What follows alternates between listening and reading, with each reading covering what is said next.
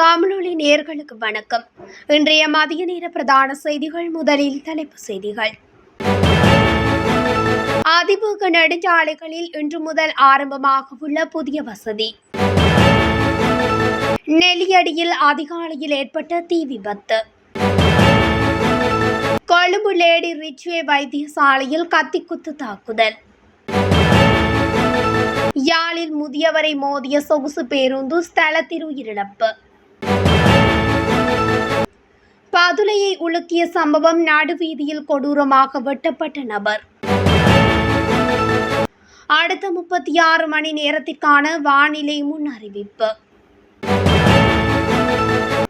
ஊழியர் சேமலாப நிதிய சேவைகள் இன்று முதல் இடைநிறுத்தம். மின்சாரம் தாக்கி 11 வயது சிறுமி பலி.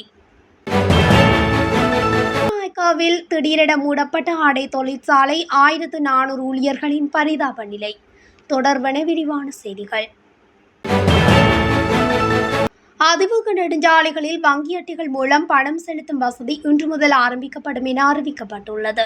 அத்துடன் 35 இடைமாறல்கள் மற்றும் 119 வெளியேறும் வாயில்களில் இன்று முதல் குறித்த சேவை வசதிகள் செயற்படுத்தப்படும் என்று கூறப்பட்டுள்ளது. போக்குவரத்து, நெடுஞ்சாலைகள், துறைமுகங்கள் மற்றும் சிவில் விமான போக்குவரத்து அமைச்சு அறிக்கை ஒன்றை வெளியிட்டு இதனை அறிவித்துள்ளது. தெற்கு அதிவேக நெடுஞ்சாலை, கொழும்பு கட்டுநாயக்க அதிவேக நெடுஞ்சாலை மற்றும் மத்திய அதிவேக நெடுஞ்சாலையின் மீரிகம குருநாகல் பகுதியின் வெளியேறும் வாயில்களில் வங்கி அட்டைகள் மூலம் பணம் செலுத்தும் வசதி செய்யப்பட்டுள்ளதாக தெரிவிக்கப்பட்டுள்ளது. நாட்டில் திறமையான போக்குவரத்து சேவையை நிறுவுவதற்கும் புதிய தொழில்நுட்பத்தை பயன்படுத்தி மக்களின் வாழ்க்கையை எளிதாகவும் வேகமாகவும் மாற்றுவதற்கும் அரசாங்கத்தின் டிஜிட்டல் மயமாக்கல் கொள்கையின் அடிப்படையில் முன்வைக்கப்பட்டுள்ள திட்டத்தின்படி இது ஆரம்பிக்கப்படவுள்ளதாக அந்த அமைச்சு அறிவித்துள்ளது. நெல்லியடி நகர் பகுதியில் உள்ள கடையொன்றில் இன்று அதிகாலை தீ விபத்து ஏற்பட்டுள்ளது. இதன்போது கரவட்டி பிரதேச சபை ஊழியர்கள், அப்பகுதி வர்த்தகர்கள், பொதுமக்களுடன் இணைந்து செயற்பட்டு தீ விபத்தினை கட்டுப்பாட்டுக்குள் கொண்டு வந்துள்ளனர். இந்த தீ விபத்து காரணமாக சுமார் 20 லட்சம் பெறுமதியான பொருட்கள் சேதமடைந்துள்ளதாக தெரிவிக்கப்பட்டுள்ளது. இதேவேளை மின்சார கட்டமைப்பில் ஏற்பட்ட கோளாறு காரணமாக இந்த தீ விபத்து ஏற்பட்டுள்ளது. கரவட்டி பிரதேச சபையின் செயலாளரினால் உடனடியாக யாழ் மாநகர சபை தீயணைப்பு பிரிவுக்கு 4:42 மணிக்கு தகவல் வழங்கி ஸ்தலத்துக்கு தீயணைப்பு படையும் வருகை தந்து தீயை அணைப்பதற்கு உதவியுள்ளது.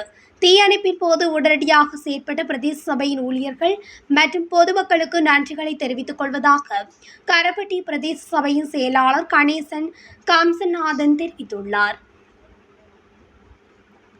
கொழும்பில் உள்ள லேடி ரிச்வே குழந்தைகள் வைத்தியசாலையில் தாதியர் ஒருவரின் பணப்பையை திருடி தப்பி செல்ல முயன்ற நபர் ஒருவர் சிற்றூழியர் ஒருவரை கூறிய ஆயுதத்தால் தாக்கியமை தொடர்பில் போலீசார் விசாரணைகளை ஆரம்பித்துள்ளனர்.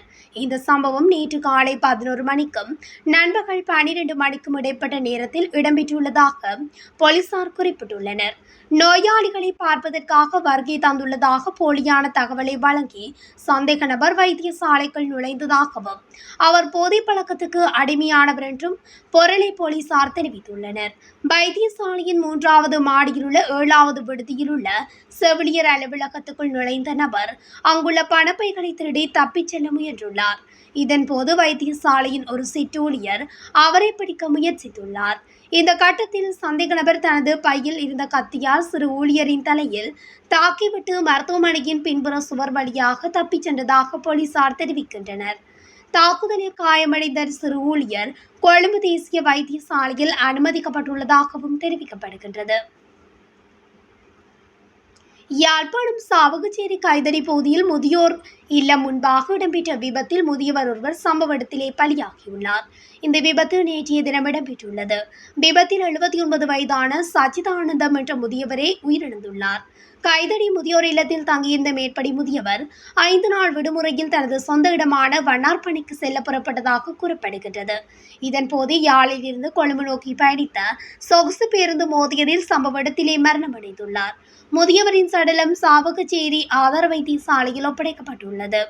மேலும் விபத்து தொடர்பான மேலதிக விசாரணைகளை சாவகச்சேரி போலீசார் முன்னெடுத்துள்ளனர். பதுளையில் இருவருக்கிடையில் வாள்வீச்சு தாக்குதல் இடம்பெற்றுள்ளது. குறித்த சம்பவம் நேற்று பதுளை நகர மையத்தில் மணிக்குடு கோபுரத்துக்கு அருகாமையில் இடம்பெற்றுள்ளது. பதுளை தெய்யினாயன விளவே பிரதேசத்தைச் சேர்ந்த சகோதரர்கள் இருவர்களுக்கு இடையில் குறித்த தாக்குதல் இடம்பெற்றுள்ளது. சம்பவம் தொடர்பில் மேலும் தெரிய வருகையில், தனது தம்பி மீது நபர் ஒருவர் சுமார் 10 நிமிடங்கள் வாள்வெட்டு தாக்குதல் நடத்தியுள்ளார். யாராவது அருகில் வந்தால் அவர்களையும் வெட்டுவேன் என தாக்கிய நபர் எச்சரித்த நிலையில் அருகில் எவரும் செல்லவில்லை. இந்த சந்தர்ப்பத்தில் பதுளை காவல்துறையின் ஓட்டுநர் மற்றும் சார்ஜன் நிலந்து என்று கூறிக்கொண்ட ஒரு இளைஞர் ஒருவர் அங்கு வந்து சந்தேக நபரின் வார்த்தைகளுக்கு அஞ்சாமல் சந்தேக நபரை கைது செய்ய நடவடிக்கைகள் எடுத்துள்ளனர். இதையடுத்து வெட்டுக்காயங்களுக்குள்ளான நபர் பதுளை மாகாண வைத்தியசாலையில் அனுமதிக்கப்பட்டுள்ளார்.